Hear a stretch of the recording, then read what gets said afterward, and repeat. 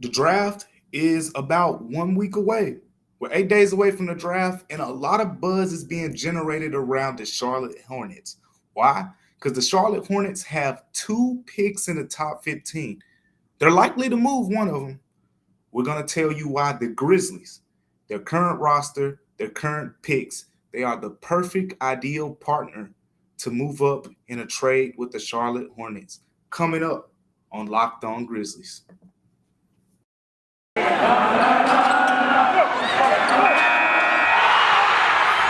are Locked On Grizzlies, your daily Memphis Grizzlies podcast, part of the Locked On Podcast Network, your team every day.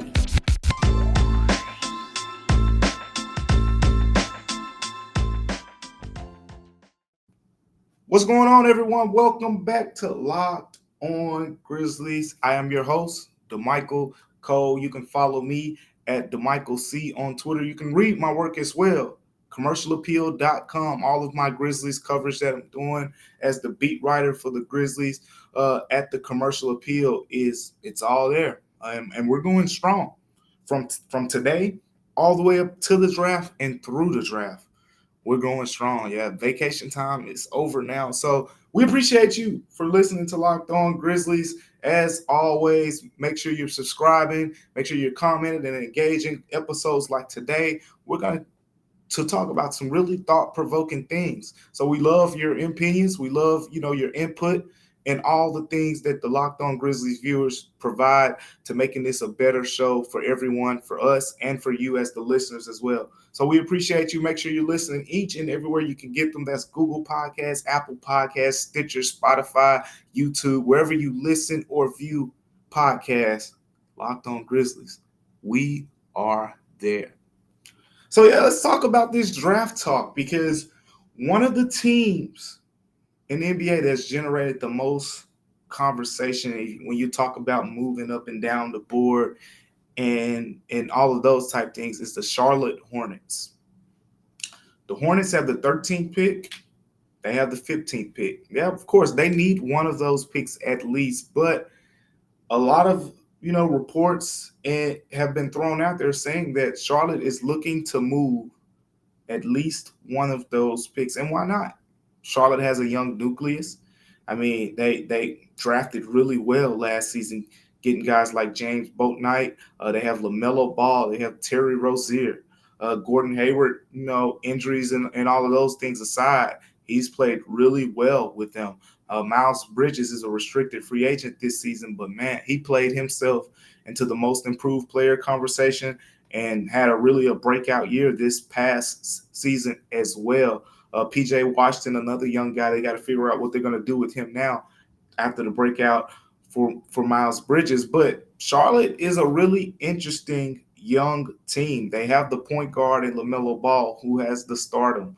Terry Rozier has really taken his game to another level since, leaving Boston and going to Charlotte. With all that being said, Charlotte is ready to win, and they should be.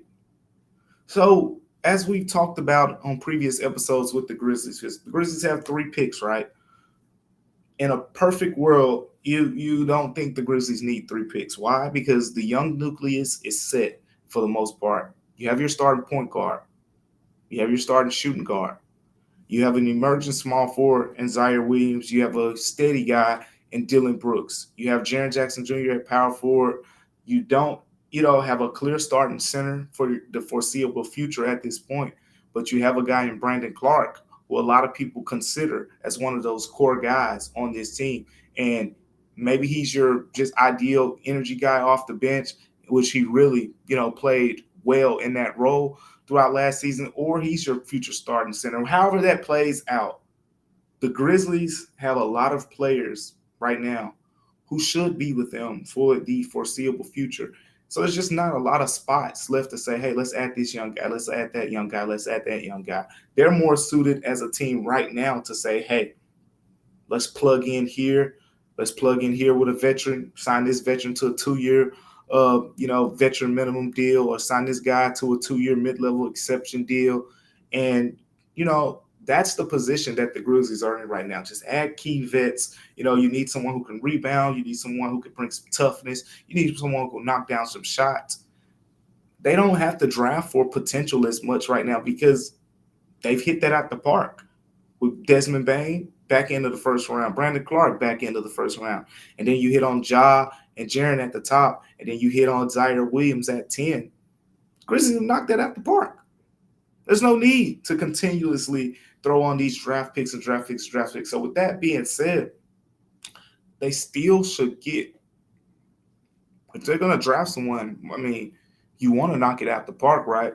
Put yourself in the best position to do so. Yes, I know 22 and 29, yeah, the Grizzlies have actually drafted really well, drafting players in that range over the past couple years. I mean, you look at Brandon Clark, 21st pick just a couple years ago, 2019 draft, right?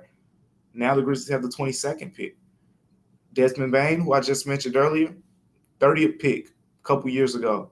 Now the Grizzlies have the 29th pick. So they've drafted well from similar positions in recent seasons under the Zach Kleiman regime and whatnot. But the Charlotte Hornets, if you look at their roster, I just talked about, some of the players on the Hornets who are really, big parts of that team going forward. One of those players, LaMelo Ball, that's their point guard, point blank, period. That you also have guys like Miles Bridges, Kelly Oubre, Terry Rozier. All these guys I consider to be part of their core, their future core. James Bouknight, who I mentioned earlier, the 2 guard. These are guys I consider to be a part of their core. What's missing is that big man. They need it. Montrezl Harrell did some great things for them off the bench, but they've tried the last couple of years. I believe it was 2-3 years ago. They had Bismack Biyombo starting a lot of those minutes at center. And then, last season, they drafted Vernon Carey out of Duke, and they had Cody Zeller and Bismack Biyombo. They had those guys playing center. Didn't work. So they said, you know what? Let's make a trade. They went out and got Mason Plumlee before the season. Thought that would have, netted them something. And Mason Plumlee, eventually, yes, he came over to Charlotte and he started 73 games, but all he did was average 6.5 points and 7.5 rebounds. So Charlotte is almost desperate for a center. The Grizzlies are the perfect team in that situation. And that trade, if the Grizzlies are to hand them a center, it'd be Steven Adams on an expiring contract. And that would put the Grizzlies in position to get either A, move up to 15, which is the likely pick that Charlotte is to deal. They can move up to 15, and they also have to put some money in those contracts as well. They have to match salary. So maybe the Grizzlies could get a guy like P.J. Washington back, who we just mentioned, is in a tricky situation with the breakout of Miles Bridges, who is basically taking over as that starting 4 over there. What about Gordon Hayward? Kelly Oubre, all these guys are wings, and there's just not enough positions out there for them. Kelly Oubre averaged 15 points last year for that team. Gordon Hayward, when healthy, averaged 16 points per game. There are a lot of options basically on the wing where the Grizzlies could give up a big, move up in the draft, and potentially get a wing to make the salaries work as well. Why would Charlotte take that deal? They need a center. They need a center bad. And it doesn't even have to be, a 20 points per game scorer, because they have wings. They have a dominant point guard who's going to feed guys. Steven Adams is basically something that, as we saw, as he did with the Grizzlies this past season, as we've seen, what he did in New Orleans, as we've seen what he did for OKC for a number of years, he has an identity. He's going to set hard screens. He's going to get guys open. He's going to play his role. And more than anything, he's going to rebound the ball relentlessly. Everywhere he goes, the team becomes a top rebounding team. Charlotte has struggled on the boards for the latter part of these past few seasons. Adding Steven Adams changes all of that. So that's where the pick in terms of what the Grizzlies will get out of that. You move up in the draft for the Grizzlies, and you're talking about the number 15 pick, one, the Grizzlies get to, they trade up. So you move off of those two back end first round picks and you move up where you get a guy with A, more potential, and B, a guy who could probably play into the future just like the rest of these guys. And at the end of the day, if you're drafting 15, that's a lot better than drafting 22 and 29. It puts the Grizzlies in a better position to get another young piece to add on to this core already. Again, 22 and 29, you don't need multiple. I don't think you need multiple guys. And we're emphasizing 22 and 29 and not 47 because the second round pick won't be a guaranteed contract automatically. First round picks in the NBA, automatically guaranteed contracts. You can guarantee the second round pick if you feel great about them and whatnot. But a lot of second round picks usually get put on two-way deals and things like that until they prove themselves and earn those guaranteed contracts. Whereas first round picks are automatically guaranteed contracts. The Grizzlies don't need to add two more guaranteed contracts. Package a pick and possibly a player. And if it's Charlotte, Steven Adams would make the most sense. His $17 million expiring contract, match the dollars, and boom, that's the perfect scenario. So if the Grizzlies could make that situation work, if they could move up to 15, package Steven Adams and possibly the 22nd pick, and they could move up to 15, who would they target?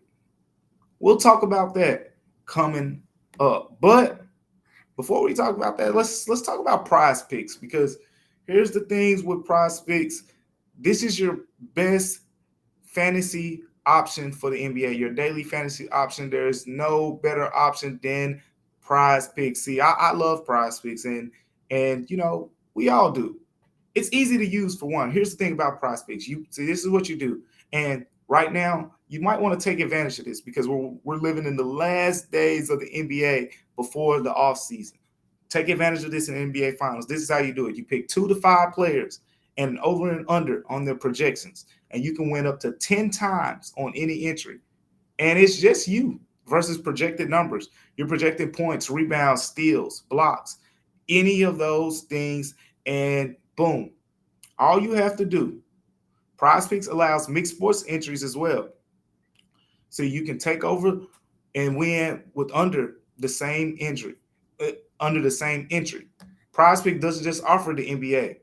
You can take advantage of these NBA options, but they also have college basketball, college football, NFL, MLB is really popular right now, soccer, MMA, and more. But here's one offer that they have right now.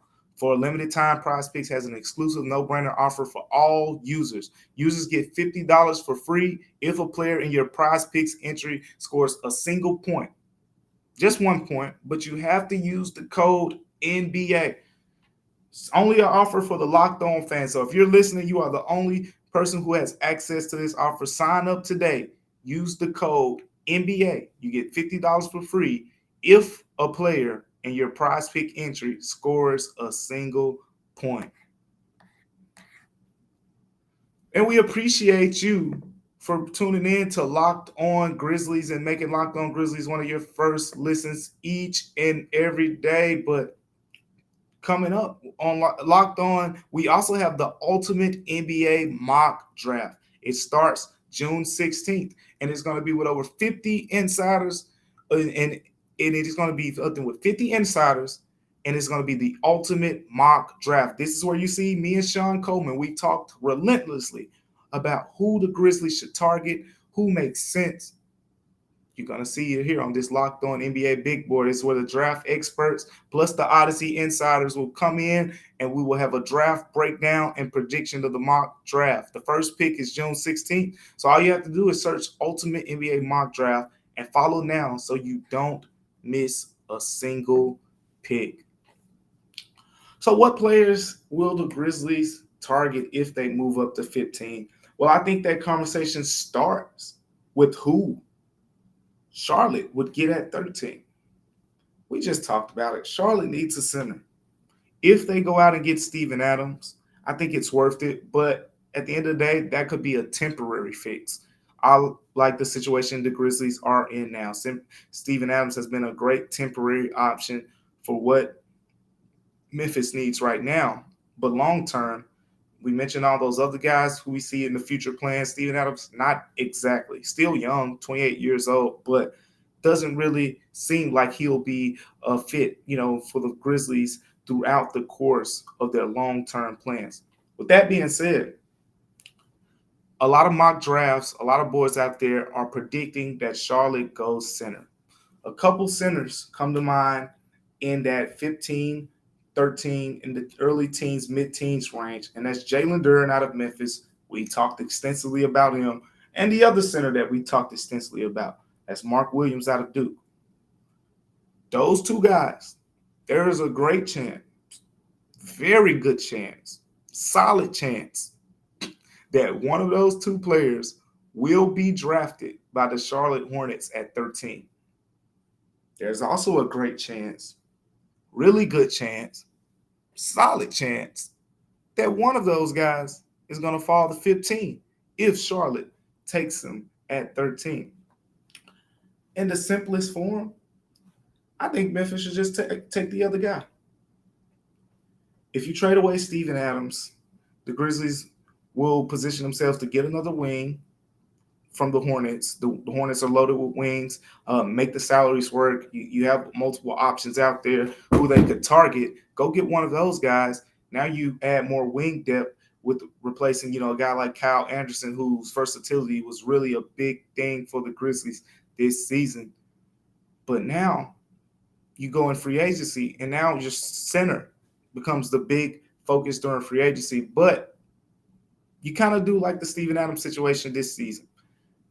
You go get a guy, a veteran, 1-2 year deal, plays a really great role, but you're just grooming Jaylen Durham or Mark Williams to be the center, the future center of the Memphis Grizzlies. Both guys great options in different ways. I think from day one with Jaylen Durham, you talk about physicality, who's going to be strong enough to bang with the NBA bigs, who's going to be, a guy who has played up a lot of his career. I covered him in Philly. I saw when he was the youngest guy on the court a lot of times, and you couldn't tell.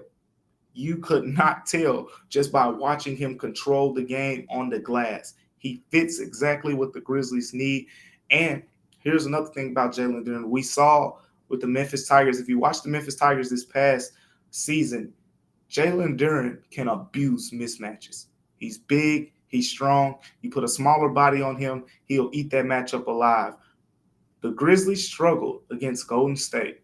As well as they played, Steven Adams virtually got to any spot he wanted. Go back and watch the film. Go back and watch the games. You will see there were periods and stretches. They didn't go to Steven Adams repeatedly simply because, that's not the Grizzlies' offense. That's not their game. But there were stretches where Steven Adams got the ball and he would get 4 or 5 feet, 2-3 feet from the basket, and he missed some bunnies because that's just not his game. He'll make some, but it's not his game to turn around hook shots and rip through post moves and finishing through guys and things like that.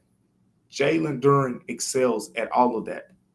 He's the guy, if you talk about who matches up well against Golden State, if they try to go small and use Draymond Green at center again.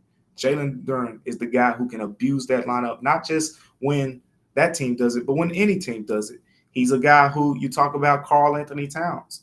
Karl-Anthony Towns had his way at times with the Grizzlies in that series. That's a guy that you could possibly match up with him as well. When I think of Jaylen Durham from a physicality standpoint, he reminds me of Bam Adebayo out of Kentucky. Bam is a guy I got to see, I believe it was my sophomore year of college, actually. My sophomore year of college. Got to see Bam up close. He, De'Aaron Fox, and that group. And physically, he was already one of the biggest, strongest guys on the court at Kentucky. Immediately translated that way to the NBA. Now he's a multi-positional defender who can guard 1 through 5 really well. One of the top defensive players in the game. And he's super versatile, one of the biggest pieces on that Miami Heat team. With Mark Williams, we talked extensively about Mark Williams. There isn't much more left to say if you've been tuning into Locked On Grizzlies. But if you haven't, the thing about Mark Williams is think Brandon Clark, but supersized in a way. I think that's the simplest form to put it. But there's obviously much more to it. You're talking about a guy who's measuring at over 7'1", 7'2", with the longest standing reach and the longest wingspan measured at the NBA Scouting Combine this year. Mark Williams is huge, to put it frankly. He's huge. He's 7'2". He's 240 pounds. And not only that, he blocks a lot of shots. We're talking about a guy at Duke who controlled the glass and only played around 24 minutes per game. So with Mark Williams, you get this ultimate shot blocker who you can put right beside Jaren Jackson Jr., who also held his own. Let's be clear about this. He averaged 11.7 rebounds a game, but Mark Williams held his own in switches a lot of times against those guards in the ACC. And the ACC had some good guards. You know, Wake Forest has a projected first round, early second round pick right now. North Carolina had a couple guards, as we saw in the national championship game. Caleb Love, R.J. Davis. They have some shifty guards over there too. But Mark Williams, you go look at the film, you go look at his numbers. He really held his own. And I think when you talk about Steven Adams, that was the one thing where Brandon Clark closed a lot of the Grizzlies games this past season over Steven Adams, because down the stretch, the Grizzlies wanted to be able to switchable at every single position. Brandon Clark gave them a better chance of doing that than Steven Adams did. Mark Williams, you get a 7-footer to start at center, a rim runner who we talked about how Brandon Clark skies to the rim when he's, in pick and roll with John Morant and those guys. Imagine a pick and roll of John Morant and Mark Williams, and Ja just throwing the ball 40 feet in the air. Not literally, but this guy just going to snatch it out of the air and tearing down backboards. That's what Mark Williams is capable of. Imagine if a guy drives the basketball to the rim, and there's Mark Williams on one side, and then there's Jaren Jackson Jr. flying from the weak side. Those two could compete for the block lead, not just on the Grizzlies, but the whole entire NBA. I think that would be a terrifying duo. Those are two guys that the Grizzlies could target at 15. But that was easy, right? We talked about Mark Williams. We talked about, Jaylen Durham. We talked about those guys. That's okay. That was easy. I'm going to throw a wild card name in there. I don't think you've heard this name linked to the Grizzlies that much. We're going to talk about that name coming up. But before we get to that, let's talk about Bet Online. We know this is the number one source for betting out there, period. BetOnline.net is where you go. Right now, BetOnline has a lot of good opportunities out there. We just talked about all these other sports, MLB, MMA, boxing, wherever you want to go. BetOnline has you great opportunities and whatnot. And we're here on the Locked On Grizzlies podcast, right? So we're obligated to talk about the NBA, right? Go over to the series right now. Boston is projected to win Game 6. They are 3.5-point favorites right now on BetOnline. If you like those numbers, go over to betonline.net and take advantage of it right now.